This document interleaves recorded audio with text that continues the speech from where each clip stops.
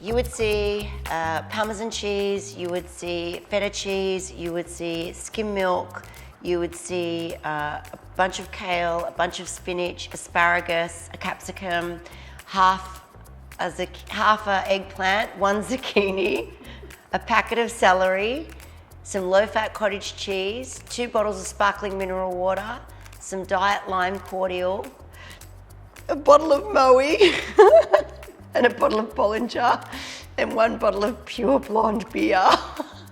Oh, and half a block of old Jamaica chocolate. I'm sorry. I'm sorry.